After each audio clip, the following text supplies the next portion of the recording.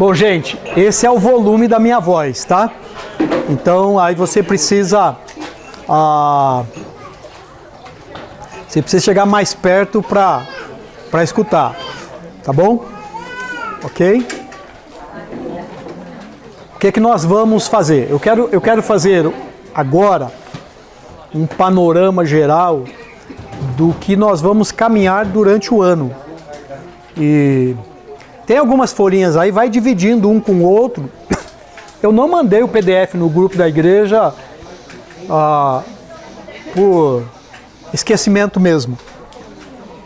Mas até a noite eu mando lá. Só para quem já veio buscar, o café sem açúcar acabou. Deve ter algum café docinho por aí. Então, ou chegue perto do Luciano e pegue o descafeinado.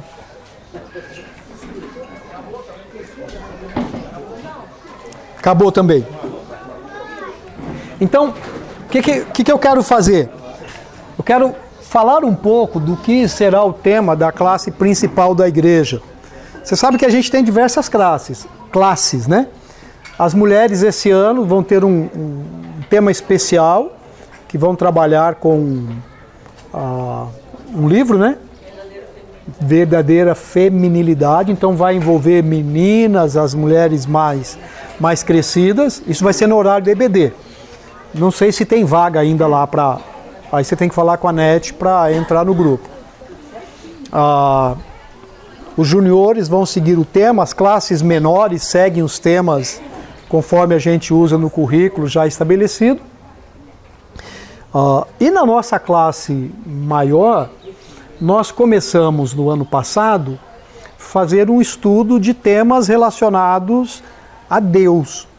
Então nós conversamos sobre quem é Deus, entendendo a partir dos seus atributos.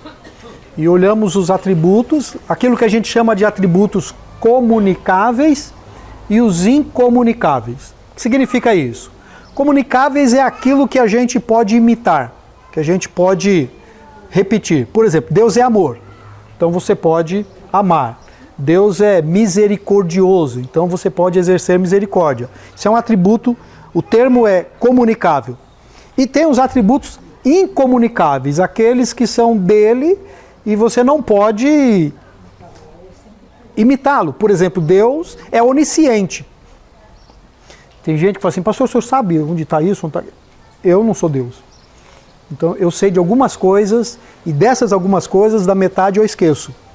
E a outra metade eu não sei onde está. Então, Deus é parte dele, ser algo que é intrínseco, e a parte dele é algo que ele partilha com a gente.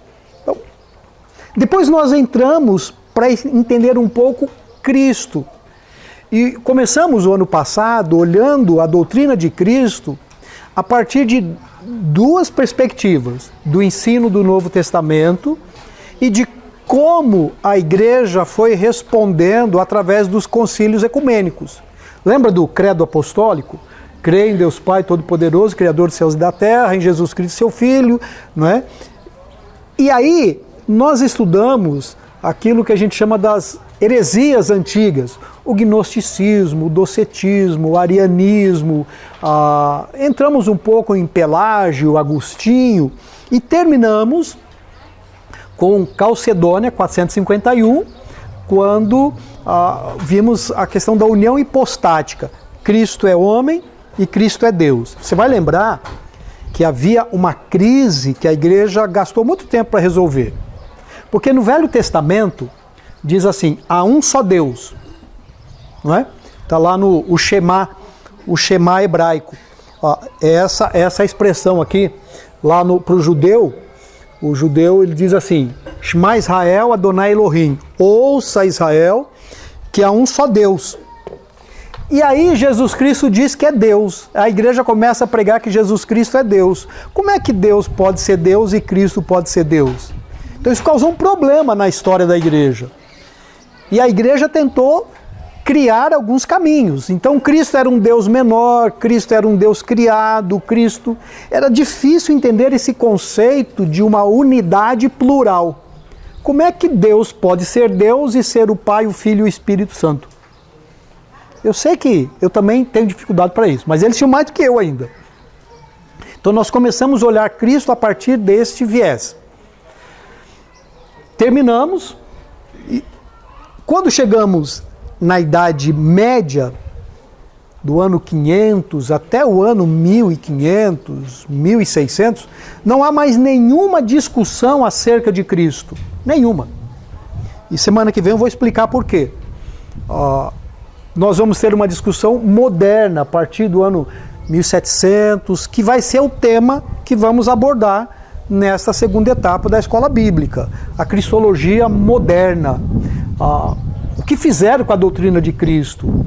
E aí o surgimento de doutrinas como a maldição hereditária, como essa teologia de riqueza, de prosperidade, essa teologia de paternidade, essas bobagens que estão rodando por aí, tudo está relacionado com a doutrina de Cristo. Então esse vai ser o nosso desafio. Até a questão desse Cristo meio frágil, né? Que acolhe todo mundo, Jesus aceitou todo mundo, então você tem que aceitar todo mundo. Isso é um problema da modernidade. A gente vai tentar estudar um pouco isso. Terminado isso, eu acho que até julho a gente termina isso, nós vamos estudar a doutrina do Espírito Santo. E aí fechamos o ano com a Trindade, não é? E eu vou passar um material, uma sugestão de um livro chamado Deleitando-se na Trindade, se depois você quiser comprar. Nós vamos fechar o ano com esse material. Aí para o ano que vem, as outras grandes doutrinas da Bíblia, né? A doutrina de anjos. Esse é um negócio importante a gente estudar, porque tinha um anjo voando no altar e ele caiu, né? E aí machucou. Muito bem. Por que é importante entender Cristo? Abra sua Bíblia, Filipenses capítulo 2, eu quero ler do versículo 1 ao 11. Filipenses 2, do 1 ao 11.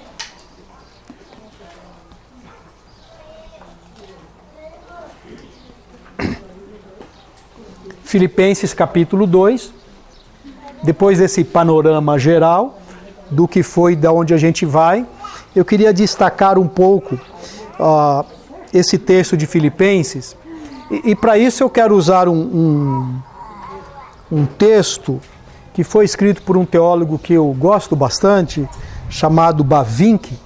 Bavinck é um cara já falecido, é o chamado da teologia neocalvinista, holandês, e ele tem uma forma de nos provocar a pensar muito interessante.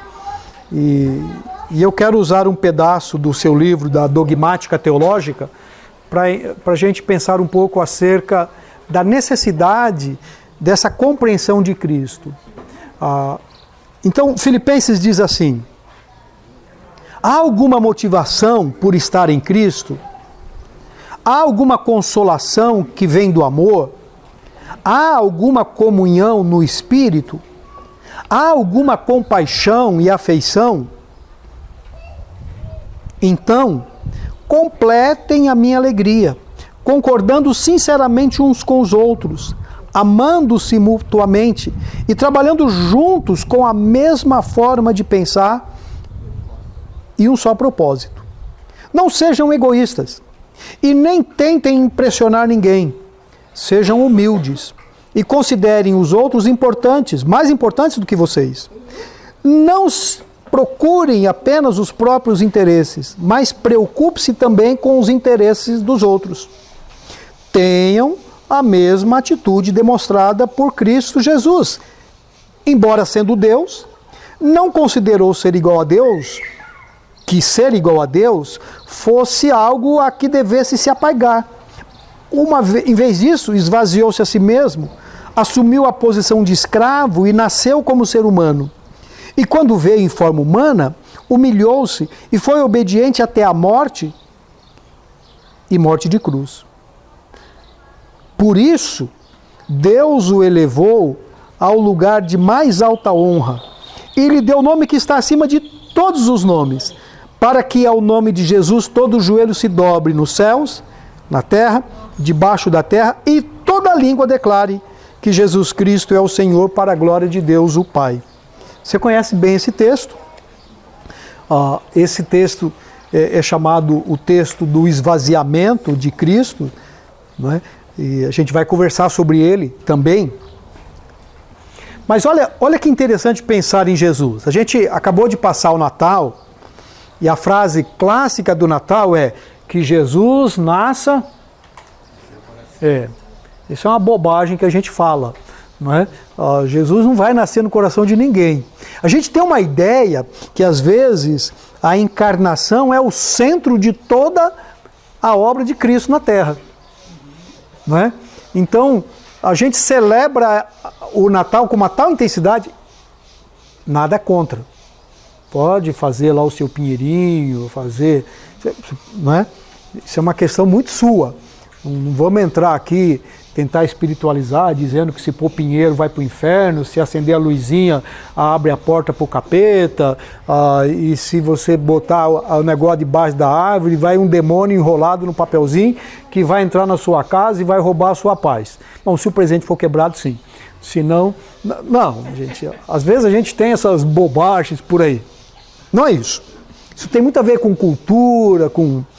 Se a gente for caminhar nessa parte, outro dia alguém veio falar isso para mim, eu estava lendo algo, por exemplo, por que se põe muro nas casas? Eu quero ver qual dos irmãos, salvo exceção daqueles que moram em condomínio murados, não tem muro em casa. Você sabia que muros na casa era uma proteção espiritual da casa? Isso vem do mundo pagão, do paganismo. Então você fazia a casa e fazia o muro para os espíritos não invadirem a sua casa. Eu nunca vi uma igreja pregando que você tem que tirar os muros porque isso é pagão. É que a gente escolhe a tradição que a gente quer pregar e o resto que é confortável a gente manda para frente, né? Faz de conta que não sabe. Então, só para a gente pensar. Então, a encarnação, quando a gente pensa na encarnação, nós estamos pensando no começo.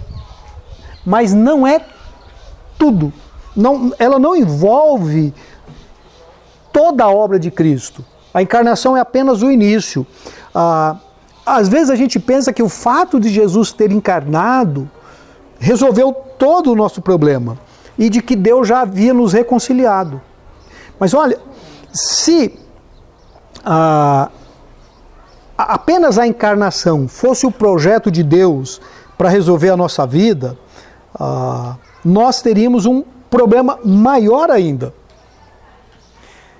Veja bem, se o fato de Cristo ter nascido fosse até onde Deus quisesse que nós chegássemos, e a coisa parasse aí, nós teríamos muito mais problemas do que solução. Por quê? Porque a encarnação, ela aponta uma distinção muito grande entre Deus e o homem, entre a minha natureza e a natureza dele, e é impossível nos relacionar com Deus apenas a partir da encarnação. Ela revela muito mais a distância do que a proximidade. Ela revela a pureza e ela destaca a minha impureza. Por que vocês acham que os fariseus tinham ódio de Cristo? Porque a presença de Cristo incomodava numa intensidade que era melhor calar Jesus do que ouvi-lo. A presença de Cristo mexia com toda a estrutura teológica, religiosa, social. Então, a gente precisa apagá-lo, extingui-lo, destruí-lo.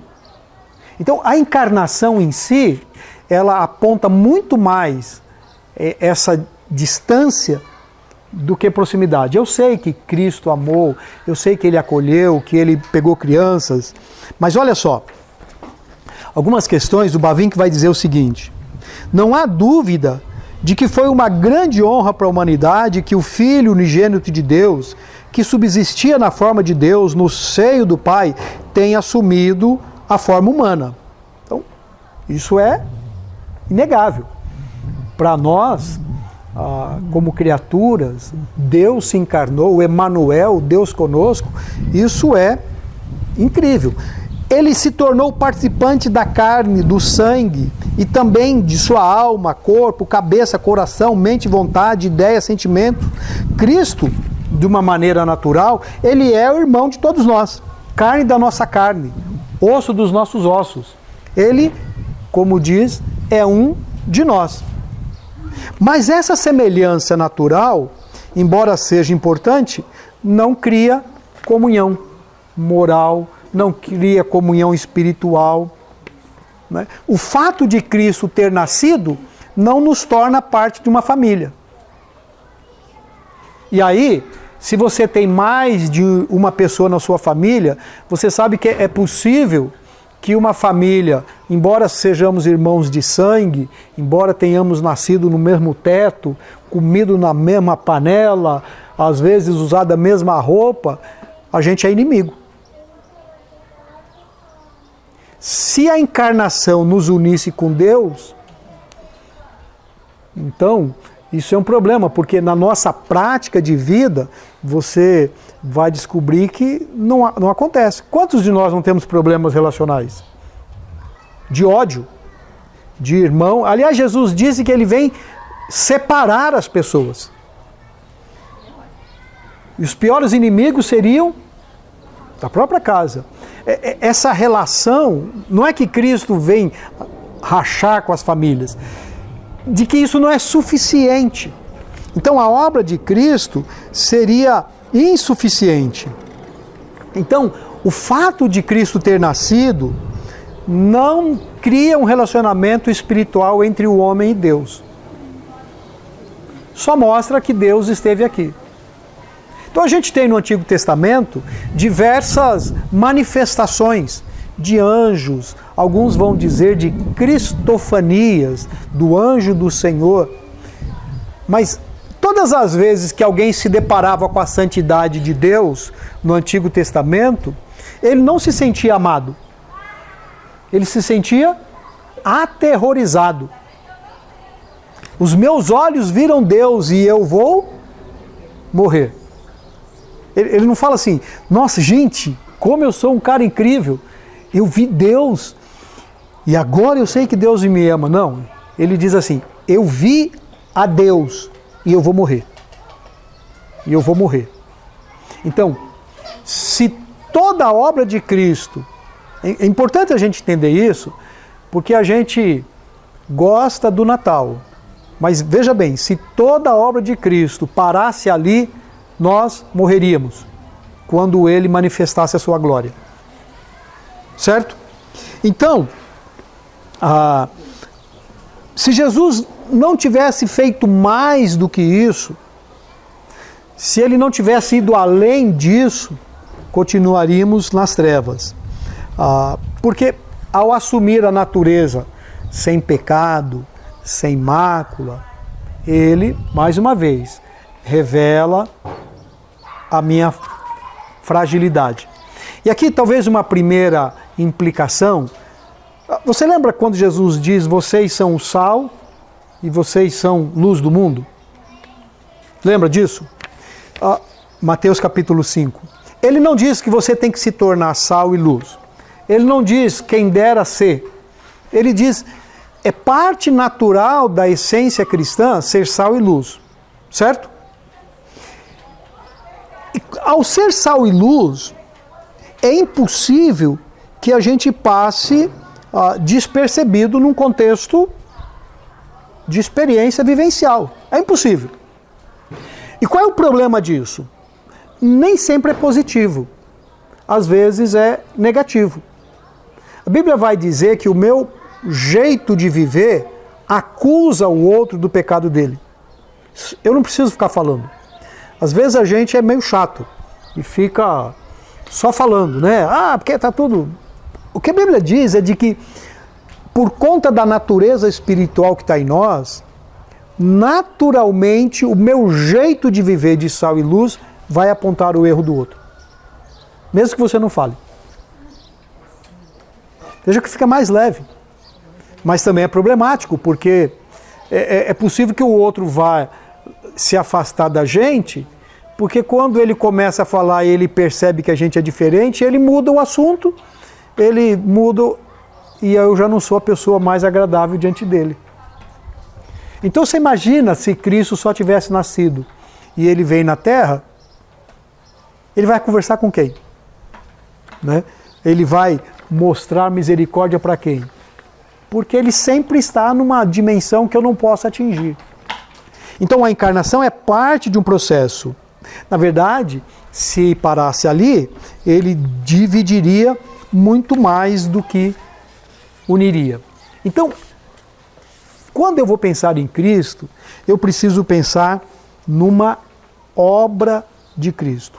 Por isso a importância de entender a doutrina. E a obra de Cristo envolveu a encarnação, mas principalmente o seu processo de humilhação.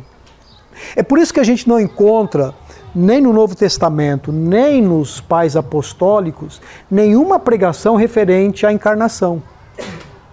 Se você lê todos os pensadores aí do século I, II e III, você encontra que o coração da pregação apostólica foi a morte e a ressurreição. Nunca foi o nascimento. Não sei se você já reparou nisso. Por isso que Marcos, João, escrevem o seu evangelho e já começam a contar de um Cristo homem. E por que Mateus e Lucas falam do nascimento tem a ver com o propósito da escrita. Lembra, Mateus escreve para um público judeu e ele precisa identificar Cristo com Davi, com Abraão. Lucas está fazendo um texto pessoal para Teófilo e ele identifica Cristo com a humanidade, com o ser humano, Cristo, o homem perfeito. Mas Marcos, que escreve para um contexto romano, não faz diferença nenhuma. José, Maria, não faz diferença nenhuma, magos, pastores. O que o romano tem a ver com isso? Para eles, importa que Cristo é. E João, que está defendendo essa questão da divindade de Cristo, ele parte do princípio do Cristo pré-existente. No princípio era o Verbo, e o Verbo se fez carne. Entendeu isso? Então, olha só. Se você virar a folhinha aí, tem um pense bem. E depois tem alguns textos que eu quero chamar a sua atenção. Se a encarnação tivesse realizado a reconciliação entre Deus e os homens, então não haveria lugar para uma vida, nem especialmente para uma morte de Cristo. Era só ele ter nascido e a gente ia todo mundo para o céu. Esse é o pensamento que vai dizer o seguinte: olha, Jesus ama tanto você que mandou o seu filho aqui. Não é bem assim a história. Porque você é o centro do coração da atenção de Deus. Não é bem assim a história. A história tem outras cenas que eu preciso pensar. Tem mais desdobramentos que eu preciso olhar. Então, se a encarnação tivesse feito isso, não teria necessidade da morte na cruz. Pedro pensava exatamente isso. Cristo, basta para o Senhor nascer, crescer e triunfar. Não é? E Jesus diz: Pedro, você está viajando aí. Não é nada disso. Uma doutrina que também nós vamos encontrar mais na frente, e tem sido muito pregada hoje, é exatamente a questão do universalismo. Se Deus amou tanto o homem, que nasceu como homem, ele vai salvar todos os homens. O universalismo diz que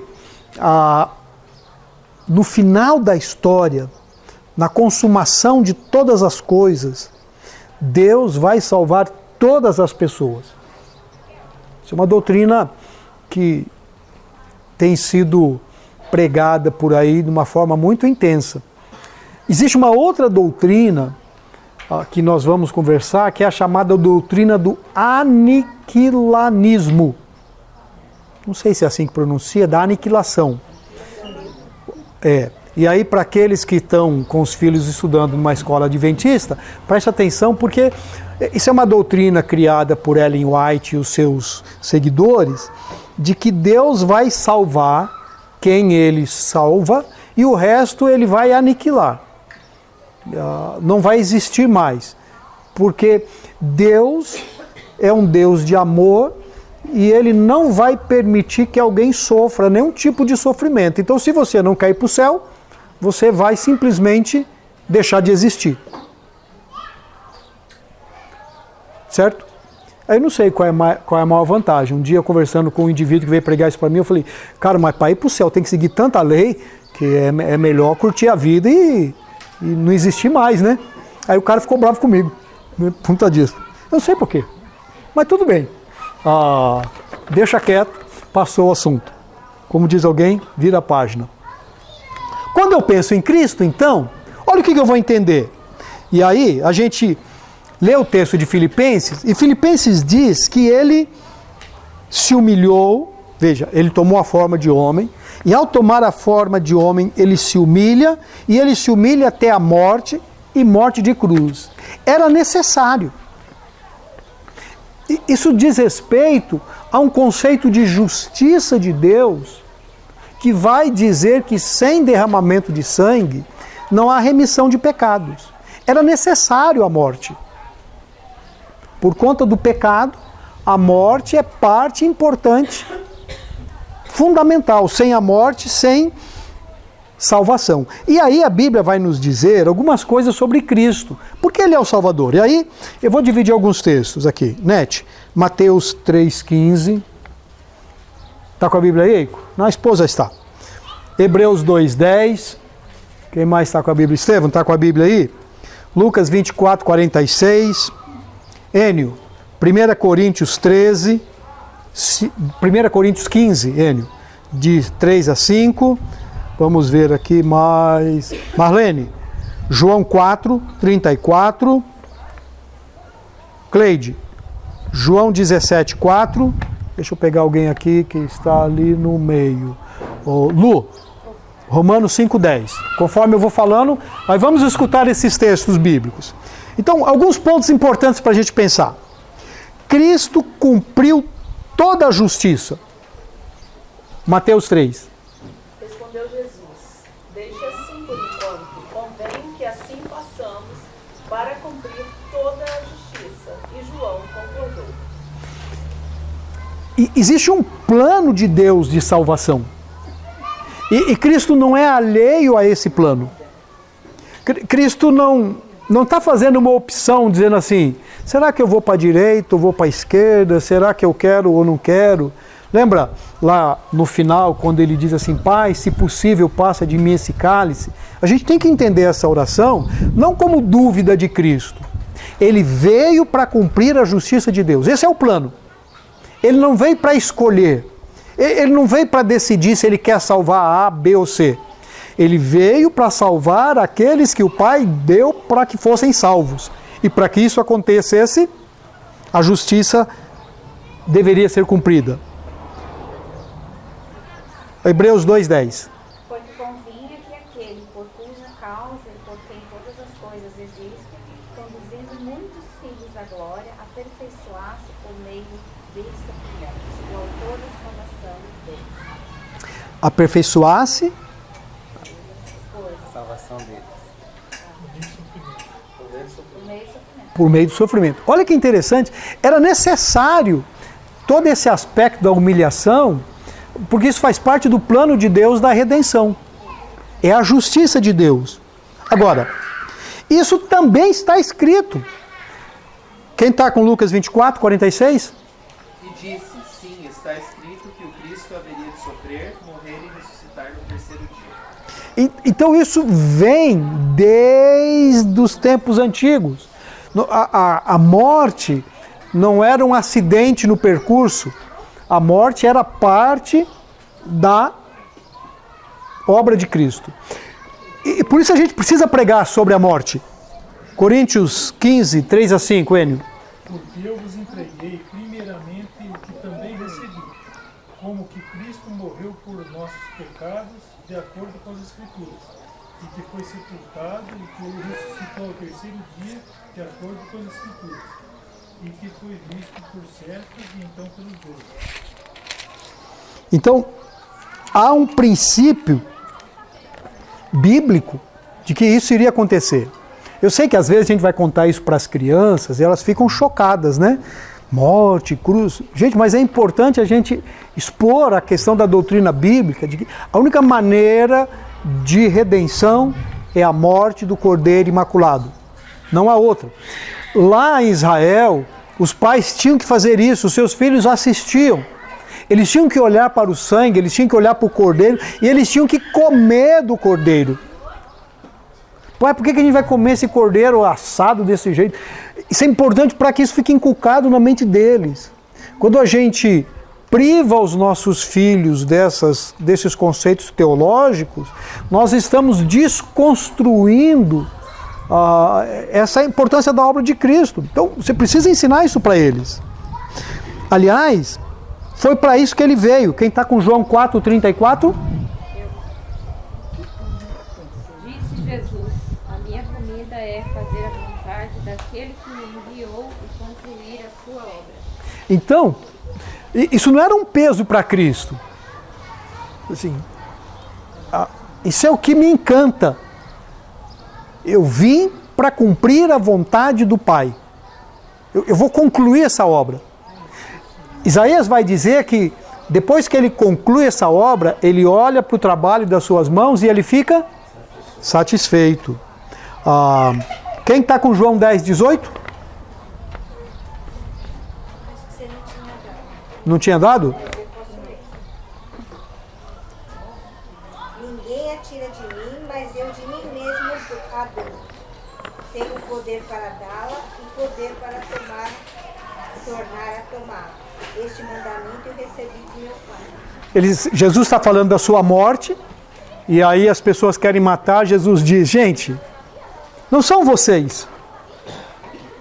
Ninguém pode tirar minha vida. Isso é parte da obra.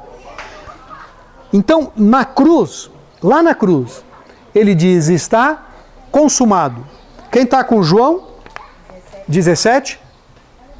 Eu glorifiquei-te na terra, tendo consumado a obra que me deste a fazer. Olha que interessante. A obra está completa. Não há mais nada. Quem está com Romanos 5,10?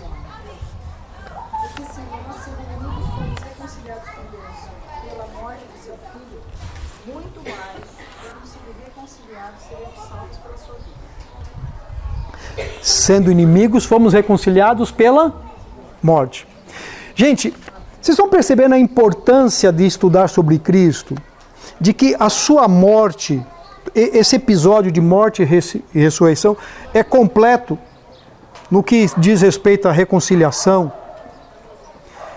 A gente está assistindo o renascimento de uma série de coisinhas que você precisa fazer para andar bem com Deus. Todo dia alguém inventa uma moda. É um caminho, um passinho, é um cultinho, é uma coisinha. Parece que a obra não está completa. Então você tem que... Eu li de um autor que ele diz o seguinte, você tem que aceitar a Cristo e você tem mais 9 passos para cumprir. E se você faz esses 10 passos, então você está num relacionamento com Deus. E sabe o problema disso? É porque nunca é culpa minha. Aí é culpa da igreja, porque a igreja não tem programa, não tem culto, porque não tem sala de criança, não tem negócio, tem casais, não tem isso, não tem aquilo. Então, aí a igreja precisa ser uma agência fazedora de programa de entretenimento.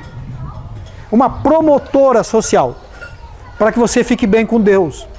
A única culpa de você não estar bem com Deus é sua.